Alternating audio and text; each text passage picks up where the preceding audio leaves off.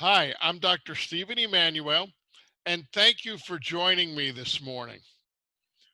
This morning, we want to talk about the impact of yeast cell wall function on immune function in dairy cows. So let's get started. We're going to be talking about highly refined yeast cell wall that supplies mannan oligosaccharides, beta glucans, and chitin to the dairy cow. Why all the fuss? Why all the fuss about immune function? Why the big focus? Well, immune function protects the cow from challenges she faces every day, from toxins and pathogenic bacteria and viruses. A good immune system is necessary for a smooth transition from a dry cow to a lactating cow. And good immune function helps protect the cow from metritis infection after calving. A weak immune system, which is common during the transition period with immunosuppression occurring at calving, we tend to see an increased incidence of health events in fresh cows. And finally, an overstimulated immune system due to infection and inflammation will use a great amount of glucose, decreasing milk yield. So, immune function is vitally important for keeping the cow healthy from day to day, preventing metritis and mastitis infections, and to keep the gut healthy. In fact, published research says there's four things that yeast cell wall does. It improves gut health, it modulates the immune system, it binds pathogenic bacteria and viruses, and we have the absorption of mycotoxins. The yeast cell wall is a complex structure containing mannans, glucans, chitin, and protein. In the upper left-hand corner, we see a live yeast cell. Just below it, we see that yeast cell cut in half, and we see the yeast cell wall, which surrounds the yeast cell contents. In the upper right-hand corner, we actually see the yeast cell wall with the yeast contents removed. So it's pure yeast cell wall. And in the lower right-hand corner, we have a cartoon drawing of what the structure of the yeast cell wall would look like. And you can see it's a very complex structure with multiple layers and a lot of cross-linking. So what are mannans? Mannans are linear mannose polymers. What is mannose? Mannose is a sugar.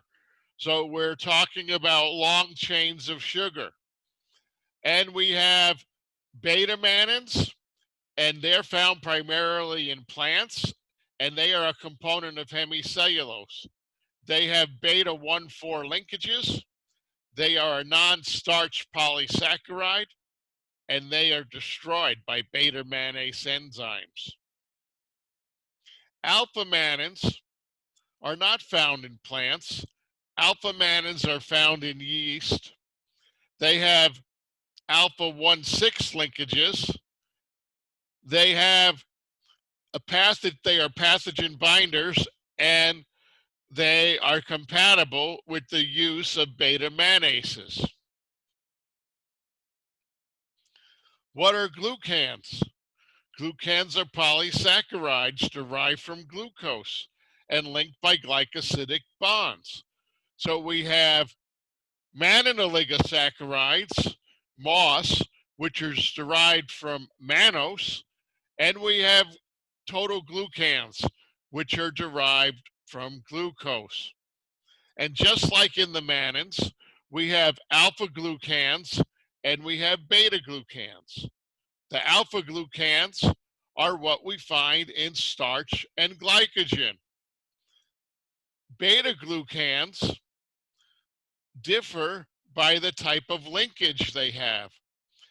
If they have a beta 1,4 linkage, which links the glucose molecules together, that's found in cellulose, in cereals, and it's a non-starch polysaccharide. If we have beta 1,3 linkages, that's found in algae, fungi, and in yeast. The beta 1,3 linkages are pathogen-associated molecular patterns, which means there's binding sites on them where the pathogenic bacteria can bind to them. And beta 1,6 glucans, they're absent in algae and they're short in fungi. But in yeast, we have long branching. And so they are also a PAMP. And the best immunomodulators are combinations of long branched beta 1,3 and beta 1,6 glucans. So you can see it's not just the total glucan number that's important, but it's the beta glucan number that's important and the type of beta glucan. What is the percentage of beta 1,3 and beta 1,6 glucan in a yeast cell wall product? The type of yeast strain that you use to manufacture yeast cell wall can affect the composition. Here are 4 different yeast strains, A, B, C, and D. These yeast strains were grown under the same manufacturing conditions. And you can see that if we start on the left with protein, which is the dark green, they have different protein levels depending on the yeast strain. If we move next to the lighter green, we can see that they have different amounts of lipid depending on the yeast strain. If we move to the yellowish green, we can see that there are different amounts of mannans. And if we look at the orange, there's different amounts of glucan depending on the yeast strain. So the yeast strain used to produce yeast cell wall is critical because it has a great impact on the composition of that yeast cell wall. Growth conditions during the manufacturing process also impact the yeast cell wall fraction composition. For example, the type of energy source that you use to grow the yeast. If you use mannose or glucose, you're going to have different amounts of mannan and different amounts of beta 1,6 glucan. You can see that using glucose reduces the amount of mannan, and using mannose increases the amount of mannan.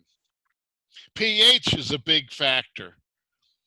You can influence the amount of beta 1,6 glucan by changing the pH in the manufacturing process. And temperature has a big part to play.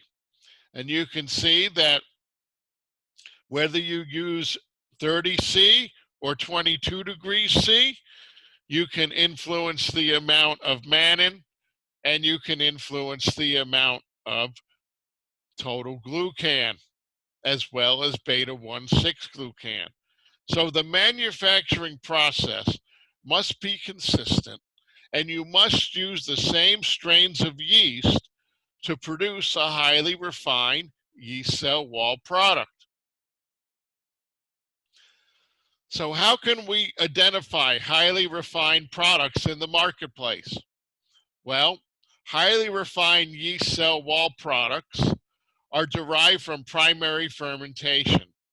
They are not spent yeast. In other words, they are not yeast that comes from ethanol fermentation, or yeast that comes from the production of beer or wine, but it is yeast that is grown specifically for the production of yeast cell wall and yeast cell contents. Are specific strains used every time? But a highly refined product uses the same yeast strains every time. It does not blend different sources of yeast strains together because that increases variability. A highly refined product is going to have its composition guaranteed. It's going to guarantee its mannan oligosaccharide content and its beta 1316 glucan content. No mention of mannans or beta glucans and no guarantee would indicate it's not a highly refined product. And finally, how does the product appear? Is it light colored with a small particle size, or is it have a large particle size and brown color?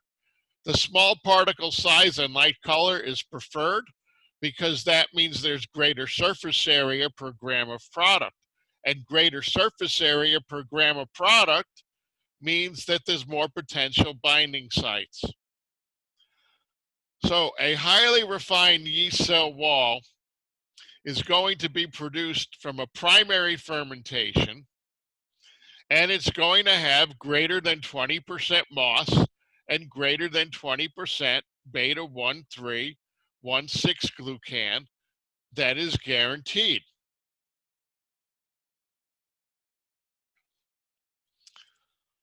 Why should we even consider feeding a yeast cell wall product year-round?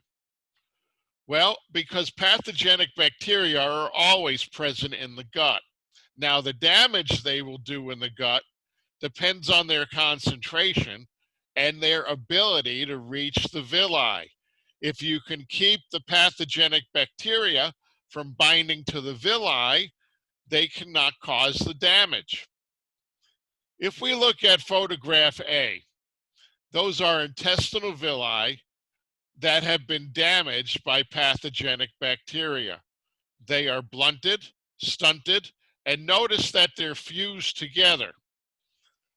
And so that's an indication that the pathogenic bacteria reached these intestinal villi, bound to them, and caused damage. Photograph B shows pathogenic bacteria covering the intestinal surfaces, sort of like a carpet of grass. When the pathogenic bacteria can reach the intestinal surfaces in large numbers, like we see here, it can cause quite a bit of damage. And we see that in the next picture, picture C. If you remove those bacteria, what you find that when they're attached to the intestinal lining, they are producing enzymes which damage the intestinal villi and create this honeycomb-like structure, which allows for the pathogenic bacteria to move from the gut into the epithelial cell, into the villi, and then into the blood. So let's take a look at some in vitro trials with a highly refined yeast cell wall so that we understand the mode of action. These in vitro trials were done to confirm the pathogen binding capacity of the yeast cell wall. From a Texas Tech study, and the report is on file at Phileo, what we see in the photograph here, we see Salmonella Newport that was co-incubated with a highly refined yeast cell wall product for 24 hours on filter paper. Then the inoculum was removed and the samples were fixed onto the filter paper. And what we see here, of course, is a cluster of yeast cell walls that is completely coated with Salmonella Newport. Again, showing the ability of yeast cell walls to bind and attract Salmonella Newport. In a more recent study published in 2017, and this paper has a very long title, it's variations in potential binding of gram-positive and gram-negative bacteria to yeast cell wall products. Yeast pro and parabiotics have the capacity to bind pathogenic bacteria associated with animal disease. It's a mouthful, and there's quite a few authors, but this paper was published in 2017 in the Translational Animal Science Journal, and you can see that it was published in volume 1, pages 60 to 68. In this particular trial, they measured the adhesion of pre and probiotics to bacteria. Now, how did they do that? They took large petri dishes, put a cover slip in the bottom, then added yeast probiotic or prebiotic layers to the cover slip, and then on top of that, they added the specific bacteria that they were investigating. And so we had gram-positive and gram-negative bacteria. We had 3 different yeast cell wall products and 2 live yeast products. When we look at the results for Salmonella enterica typhimurium, we see that yeast cell wall does a very good job of binding Salmonella enterica typhimurium. But there are differences. When we look at our 3 yeast cell wall products, we find that the binding varied from 80% to 100%. It was only the highly refined yeast cell wall with greater than 20% moss and beta-glucan that bound 100% of the Salmonella enterica typhimurium. You can see that highly refined yeast cell wall also binds E. coli. In this particular study, using this particular technique, 60% of the E. coli strains that were studied were bound by the yeast cell wall.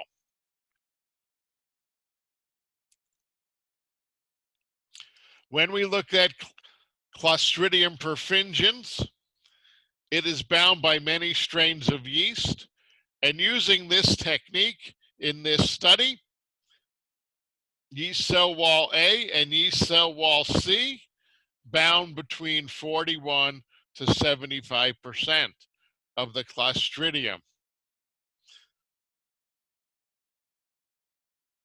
In this same laboratory,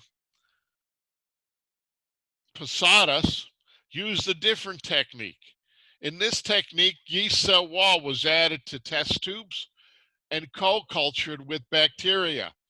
The culture was incubated for 4 hours at 37 degrees, then filtered through a 3-micron membrane and washed with PBS solution. The filtrate was diluted and plated onto agar plates. They were incubated and colonies counted. Using this technique, highly refined yeast cell wall bound 98% of the Salmonella typhimurium and bound 75% of the Clostridium perfringens. It's pretty clear now that the type of technique that you use to measure pathogen binding can influence the values you get. With this particular test tube technique, 75% of the Clostridium was bound. Using the previous technique, 40 to 75% was bound. So the in vitro research proves that highly refined yeast cell wall can bind Salmonella strains, E. coli, and Clostridium perfringens. Now, what about in vivo research that looked at the mode of action of these products?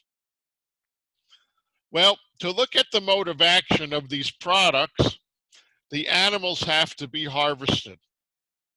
And so Phileo tends to do this type of research with poultry. People don't seem to mind harvesting birds, but they don't like us harvesting cattle or calves. So what we found in this study was that highly refined yeast cell wall supplementation increased goblet cell number and mucus secretion in the digestive tract. When we look at goblet cell number was increased by 298% from about 407 up to 1214. And the thickness of the mucus lining was increased by 81% from 39 microns to 71 microns. And you can see in the micrographs on the right side of the slide, the control versus highly refined yeast cell wall at 500 grams per ton of feed. You see the large increase in the goblet cell numbers and in the mucin vessels that contain the mucus. This is important because the thickness of the mucus lining is the gut's first line of defense. The thicker the mucus lining, the more difficult it is for pathogenic bacteria and viruses and mycotoxins to reach the intestinal villi and bind to the intestinal villi and cause damage. So we want a thicker mucus lining, and feeding a highly refined yeast cell wall will do that. Highly refined yeast cell wall also help preserve tight junction integrity. What we measured here was tight junction proteins. We had two tight junction proteins, ZO1 and caudin 5. And you can see that when the birds were not challenged, when they were in an unchallenged situation, highly refined yeast cell wall had no effect on the amount of tight junction protein. But when these birds faced a challenge, in this particular study, the challenge was heat stress, we find that feeding a highly refined yeast cell wall increased the amount of tight junction proteins, ZO1 and caudin 5. Both were increased significantly with P less than 0.05. So pathogens weren't able to translocate from the gut. If we can keep the pathogens in the gut and keep them from getting into the animal, we limit the damage that can be done.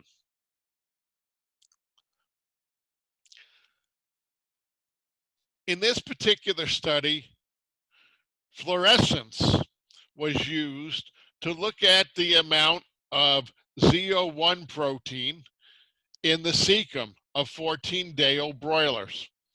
And so what we find is highly refined yeast cell wall help to preserve tight junction integrity. The brighter the fluorescence equals the greater amount of ZO1 protein and tighter cell junctions. And we can see that with the photograph on the right versus the photograph on the left. There was more ZO1 protein based on the brighter fluorescence. And let's move on. In a very recent study published in June of 2020, Ang and Associates looked at the impact of highly refined yeast cell wall on peripheral leukocytes in the blood of lactating dairy cows. The highly refined yeast cell wall product was fed at 10 grams per cow per day. It was mixed into a TMR. All cows, and there were 14 cows, 7 cows per treatment, got the same TMR, with or without highly refined yeast cell wall. When we look at peripheral leukocytes, what we see in the upper right-hand corner is that the cows that received yeast cell wall had a greater number of T cell receptor cells. The T cell receptor cells are the TCR1 and 12 cells, but it's easier to remember them as T cell receptor cells. And that was significantly increased by 4 weeks and remained elevated through 8 weeks of the study. When it came to helper T cell numbers, helper T cell numbers were no different from control cows at 4 weeks, but at 8 weeks, helper T cell numbers were significantly higher in cows fed yeast cell wall. We also see that naive helper T cells were higher by 4 weeks in cows fed yeast cell wall, and they maintain that difference out through 8 weeks. A naive helper T cell is a T cell involved in the innate immune system, and a helper T cell is a T cell involved in the adaptive immune system. Cytotoxic T cells were also increased by feeding a highly refined yeast cell wall. And as the name implies, cytotoxic T cells are killer cells. They kill invading bacteria, invading viruses, whatever they can get a hold of. And you can see their numbers were increased by 4 weeks and continue to stay elevated through 8 weeks of receiving the highly refined yeast cell wall. Again, cytotoxic T cells are involved in adaptive immunity. Naive cytotoxic T cells were also increased, but it took a little longer. It took 8 weeks to see the increase in naive cytotoxic T cells. And again, these would be T cells that are part of the innate immune system. And finally, we come to protein CD14. Protein CD14 is a protein found in the membrane of macrophages, and it activates innate immune cells. So what the authors concluded was that highly refined yeast cell wall products impact the innate and adaptive immune function in dairy cows by increasing the number of peripheral leukocytes in the blood.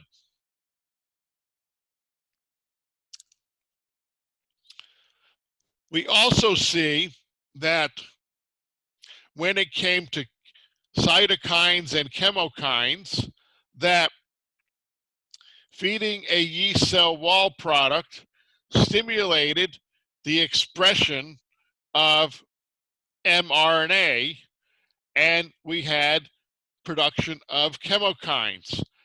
And chemokine CCL2 stimulates the recruitment of neutrophils. And it was elevated by week 4, and the difference was highly significant by week 8. With chemokine CCL3, we see that by week 4, values were increased, and by week 8, the amount of CCL3 was significantly higher compared to control cows, and CCL3 stimulates the recruitment of neutrophils and other PMN leukocytes. And finally, we have CCR2, which stands for chemokine receptor 2. We see that it was highly increased after 4 weeks. So the authors concluded that yeast cell wall stimulates cytokine mRNA expression, which recruits neutrophils to the site of inflammation. Well, this is all great stuff, but what does it mean? What does it mean for the dairy producer? So show me the money. I've shown you the mode of action, but you can see that you can't really measure that mode of action easily on a commercial dairy. So what are we going to measure on a commercial dairy? Show me the money. Well, let's take a look at this trial that was done in South Dakota. It was a proof of concept trial for highly refined yeast cell wall on a 300 cow Holstein Jersey crossbred. To be completely transparent, we were called into this farm because they were having issues. Higher than normal incidence of health events were occurring in their transition cows from September through December of 2019. Transition cows were going off feed, dropping in milk, and some died. The major issue was that cows were going off feed, and that led to increased retained placenta, increased pneumonia, and increased cow mortality. When we tested the forages, mainly the corn silage and the corn, for Fusarium mycotoxins, we found extremely high levels of T2 at 1 million parts per billion, and high levels of zearalenone at 500 parts per billion. Both of those levels are above FDA concern levels. So we suspected immunosuppression and damage to the intestinal villi. So we decided to see if a highly refined yeast cell wall could shut down the problem at this farm. Because it was a commercial dairy farm, we had to run the trial in sequential periods, off and on. The off period was July 19 through December 2019, a 6-month period. The on period was January 2020 through April 2020. The treatment was highly refined yeast cell wall at 15 grams per cow for 21 days, followed by 10 grams for 100 days. The highly refined yeast cell wall was delivered through a molasses-based liquid supplement from Quality Liquid Feed. The molasses-based liquid supplement was fed in the off period without yeast cell wall.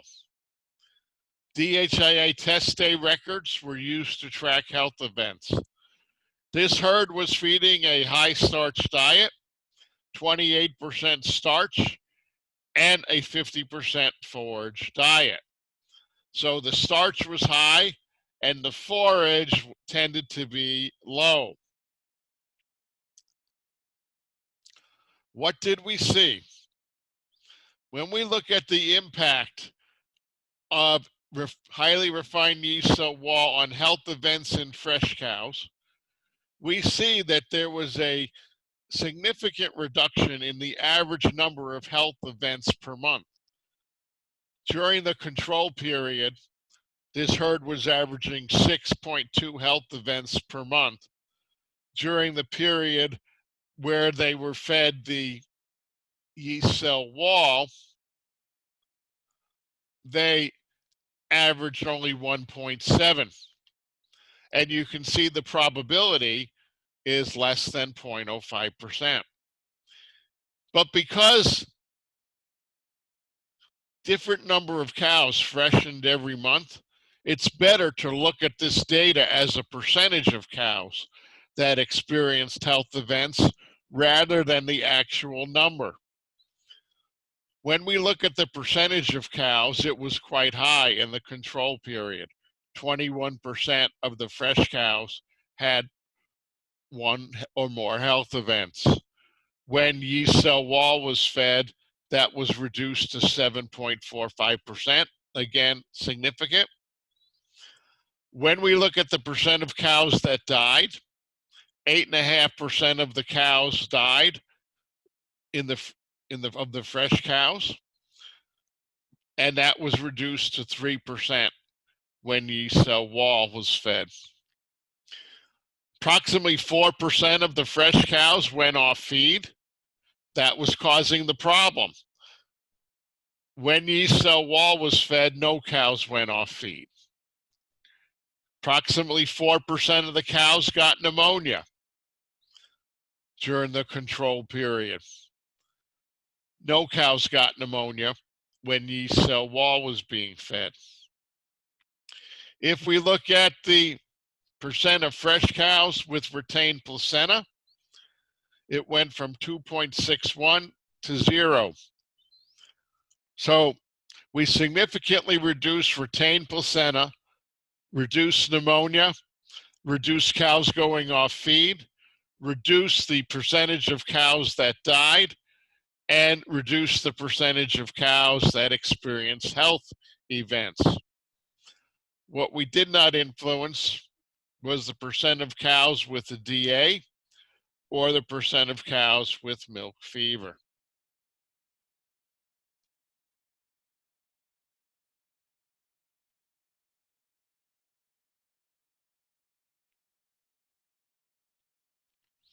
So the question is, how do we put a value on the reduction of health events?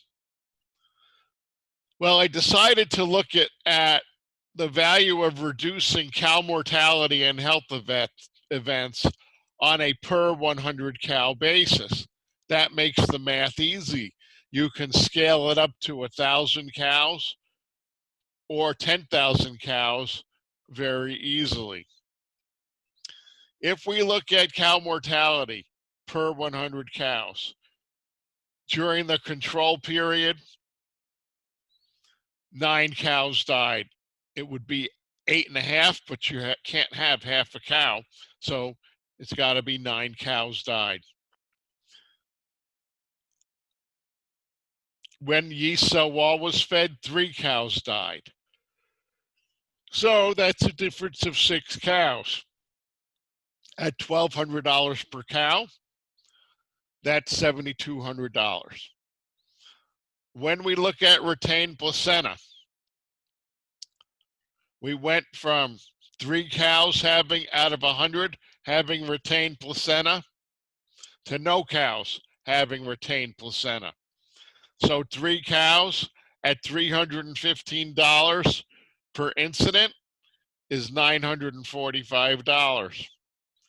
And when we come to displaced abomasum, we went from 3 cows to 2 cows. So we only had a 1 cow difference, but displaced abomasum costs $618 per incident. So when we add all of those up, there is a savings of $8,763. Well, what would it cost to feed 100 cows? Highly refined yeast cell wall at 10 grams per cow per day from 21 days pre-calving through 305 days lactation. It would cost $1,223. So we calculate our ROI by dividing $8,763 by $1,223. So the ROI is 7.2 to 1, a very good return on investment. So with that, I'd like to conclude by saying thank you for your attention. And I hope you can see that the mode of action of yeast cell wall products, very difficult to measure on commercial dairy farms. We need to identify some markers in blood or milk, possibly haptoglobin, TNF alpha, or serum amyloid A, as markers for inflammation. But the conclusion is that a highly refined yeast cell wall product containing at least 20% moss and 20% beta 1316 glucan influences the innate and adaptive immune system, and that leads to a significant reduction in health events in transition cows. Thank you so much.